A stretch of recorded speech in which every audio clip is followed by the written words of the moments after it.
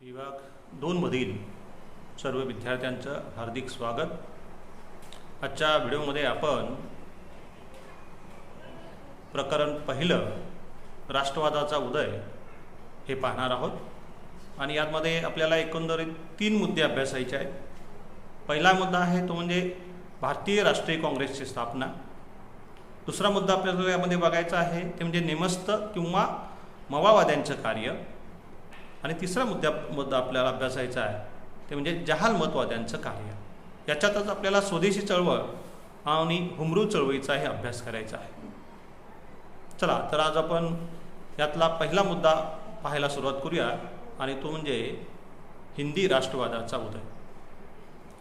19व्या शतकात भारतात राष्ट्रवादाचा झालेला उदय ही आधुनिक काळातील अत्यंत महत्त्वाची घटना मानली जाते। राष्ट्रवाद म्हणजे तरी काय, तर प्रत्येक व्यक्तीला आपल्या राष्ट्राबद्दल वाटत असणारं प्रेम किंवा असलेली निष्ठा म्हणजे राष्ट्रवाद होय। भारतीय लोकांना आपल्या देशाबद्दल वाटणारं प्रेम निष्ठा म्हणजेच हिंदी राष्ट्रवाद होय।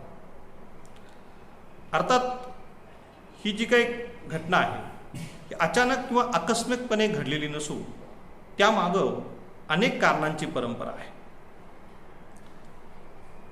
ती जी परंपरा आहे ती आपल्याला आजच्या तासाला समजून घ्यायची आहे आणि या राष्ट्रवादातूनच पुढे 1885 साली भारतामध्ये राष्ट्रीय सभेची अर्थात भारतीय काँग्रेसची स्थापना झाली आणि काँग्रेसच्या स्थापनेनं देशाच्या स्वातंत्र्याच्या चळवळीला वेगळं वळण लागलं।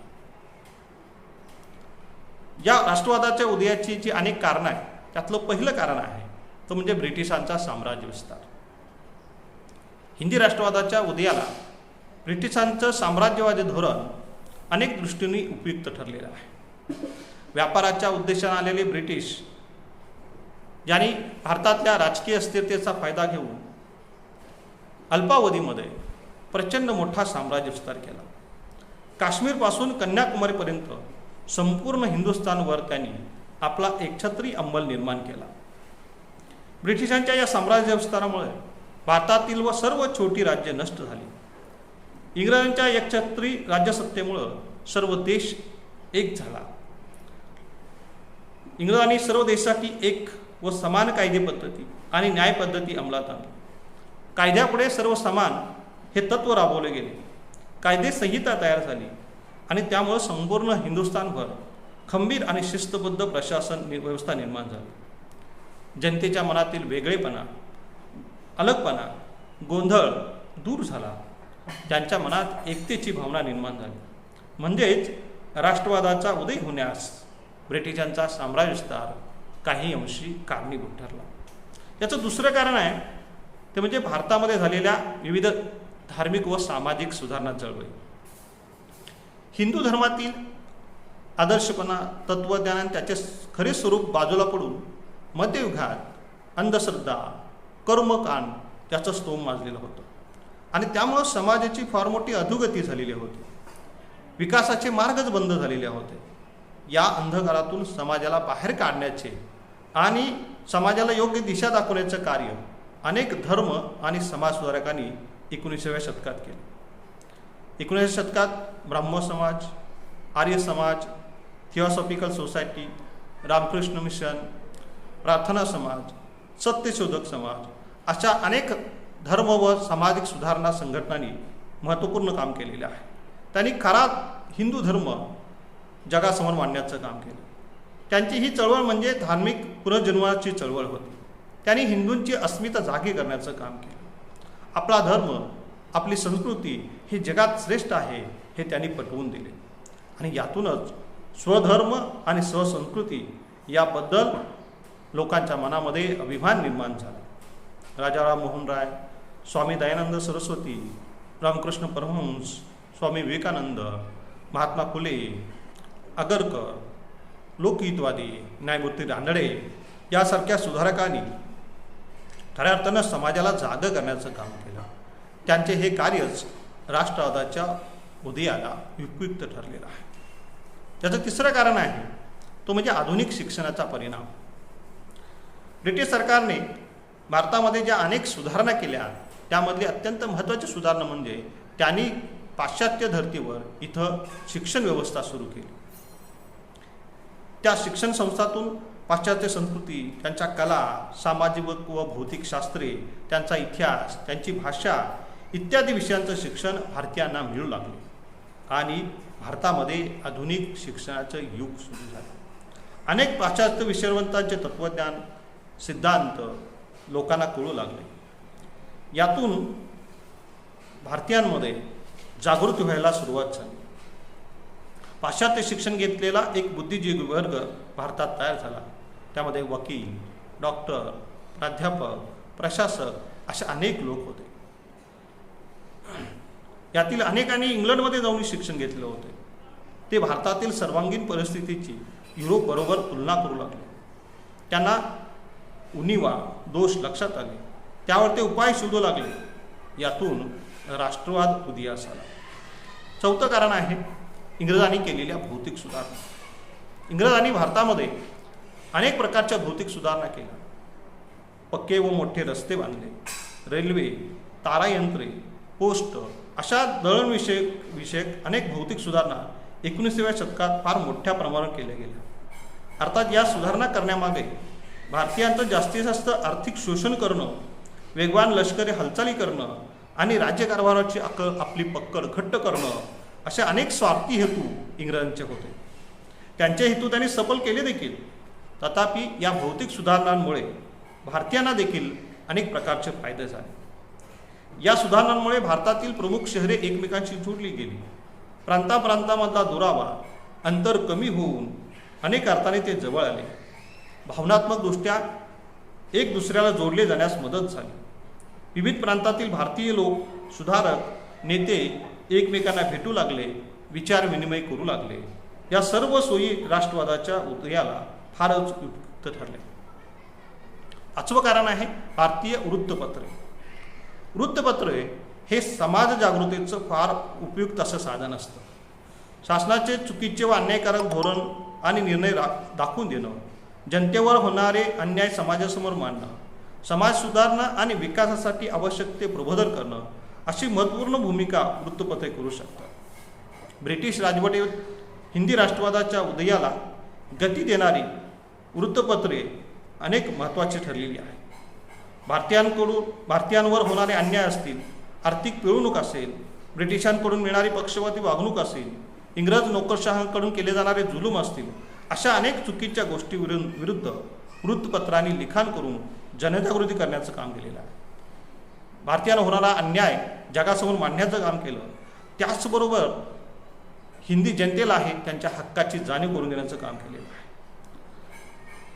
जनतेवर होत असणाऱ्या अन्यायाविरुद्ध असंतोष निर्माण करण्याचं काम या वृत्तपत्रांनी केलेलं आहे. ब्रिटिश सरकारने या वर्तमानपत्रावर वेगवेगळ्या प्रकारचे निर्बंध लादून त्यांची मुस्कटदाबी करण्याचा प्रयत्न केला, पण तरीही या वृत्तपत्रांनी देशसेवेचं आपलं कार्य पुढं चालूच ठेवलं. 1877 साली भारतामध्ये एकूण 644 वर्तमानपत्रे होती. सुदैवानं या वर्तमानपत्रांना मिळालेले संपादक देखील तितकेच तोलामोलाचे होते आणि त्यामुळं ते भारतीयांमध्ये मोठ्या प्रमाणात राष्ट्रवाद निर्माण करण्यास यशस्वी होऊ शकले. 6वं कारण आहे ब्रिटिशांकडून भारतीयांची होणारी आर्थिक पिळवणूक. इंग्रजांनी हिंदुस्थानवर आपलं साम्राज्य निर्माण केले. त्यांनी अगदी पद्धतशीरपणे भारताची आर्थिक पिळवणूक करायला सुरुवात केली. दिवसेंदिवस हा देश दरिद्री बनत गेला. भारतातील हस्तउद्योग जगप्रसिद्ध होते. स्वतःच्या स्वार्थासाठी आणि त्यांची इंग्लंडमधली कारखानदारी विकसित करण्यासाठी इंग्रजांनी हे हस्तउद्योग बंद पाडले. हिंदी कारागिरांना कठोर शिक्षा केल्या गेल्या. इथली शेती व्यवस्थाही उद्ध्वस्त करण्याचा प्रयत्न इंग्रजांनी केलेला. महसुलाचे प्रमाण मोठ्या प्रमाणात वाढवले गेले. इंग्रजांनी भारतीयांचा व्यापारही बुडवला. या सगळ्यामुळं भारतीयांचं मोठ्या प्रमाणात आर्थिक शोषण होत गेलं आणि हे शोषण कशा प्रकारे होतं आहे हे भारतीय विचारवंतांनी जगासमोर मांडण्याचं काम केलं. दादाभाई नौरोजी असतील, न्यायमूर्ती रानडे असतील अशा विचारवंतांनी अतिशय अभ्यासपूर्वक हे होणारे शोषण जगासमोर मांडण्याचं काम केलेलं आहे. इंग्रजांनी अखंडपणे कित्येक वर्ष भारतीयांच्या चालवलेल्या आर्थिक पिळवणुकीतून जनतेत असंतोष वाढत गेला आणि हा असंतोषच राष्ट्रवादाच्या उदयाला कारणीभूत ठरला. सातवं कारण आहे राष्ट्रीय साहित्य आणि साहित्यिक. वृत्तपत्राप्रमाणेच 19व्या शतकात अनेक साहित्यिकांनी आपल्या लिखाणातून जनजागृतीचे मौलिक कार्य केलेलं आहे. त्यांचे हे लिखाण तमाम भारतीयांना प्रेरणा देणारे राष्ट्रीय साहित्य ठरलेलं आहे. लोकहितवादी विष्णुशास्त्री चिपळूणकर, श्रीम परांजपे, बंकिमचंद्र चटर्जी, मायकेल मधुसूदन दत्त, दीनबंधू मित्र, नमिंद्रचंद सेन, रवींद्रनाथ टागोर, भारतेंदु हरिश्चंद्र या सर्व लेखकांनी आपापली मातृभाषा लोकप्रिय आणि प्रागतिक बनवली.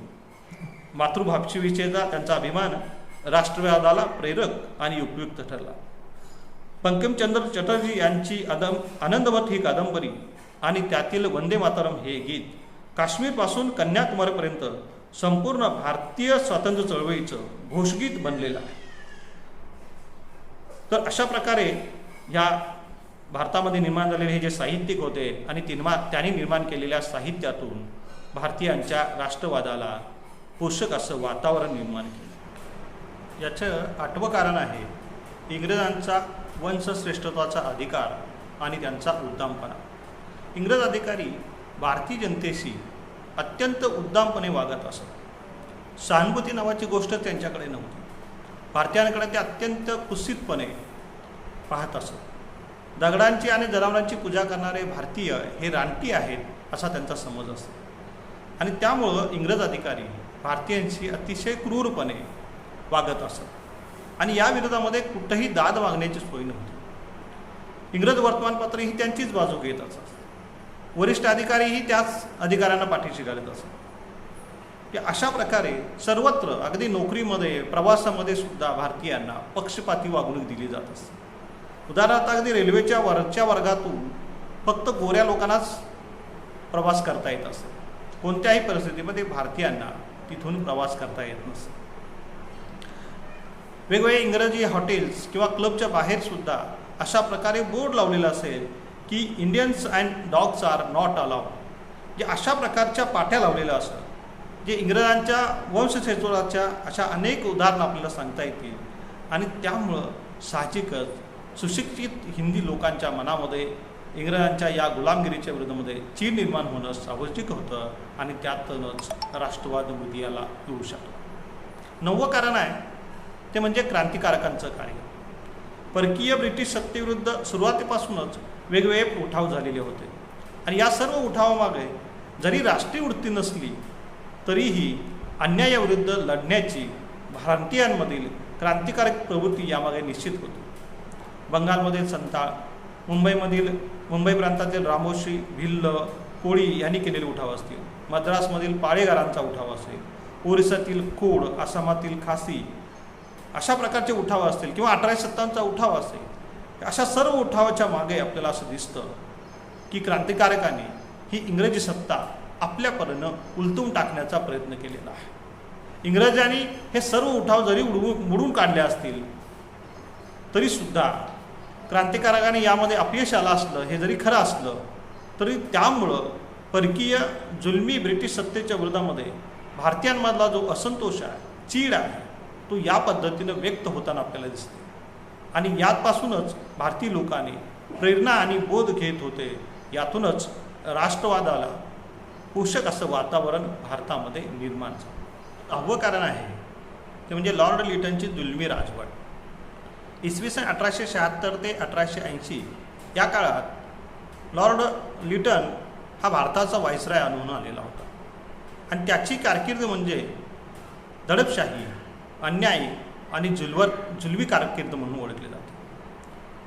जेव्हा तो भारतात आला होता त्यामुळे भारतामध्ये राजकीय जागृती होऊ लागली होती आणि त्याच काळात बरोबर अशा प्रकारचा प्रतिगामी स्वरूपाचा अधिकारी भारतामध्ये आलेला होता. त्याच्या अनेक निर्णय आणि कार्यामुळे भारतीय जनतेमधला असंतोष वाढत गेलेला आहे. 1876-77 साली भारतामध्ये प्रचंड मोठा दुष्काळ पडलेला होता. लाखो लोक मृत्युमुखी पडलेले होते. परंतु या दुष्काळग्रस्तांना कुठल्या प्रकारची मदत न करता त्यानं मात्र दिल्लीला भव्य दरबार भरवून त्याच्यावर लाखो रुपये खर्च केलेला होता. ज्यामुळं जनतेमध्ये त्याच्या विरोधामध्ये भयंकर संताप निर्माण झालेला होता.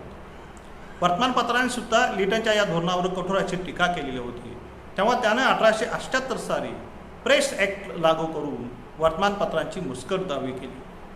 पुढच्या वर्षी त्यानं आर्म्स ॲक्ट नावाचा कायदा पास करून भारतीयांना वेगवेगळ्या प्रकारची शस्त्र वापरण्यावर त्याने निर्बंध घातले होते आणि या कायद्यांचं उल्लंघन करणाऱ्यांना त्यानं कठोर स्वरूपाची शिक्षा द्यायला सुरुवात केली होती.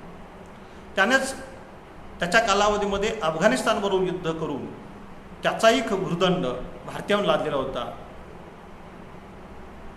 त्यामध्ये हजारो हिंदी सैनिक मारले गेलेले होते आणि भारताचा प्रचंड पैसा खर्च झालेला होता.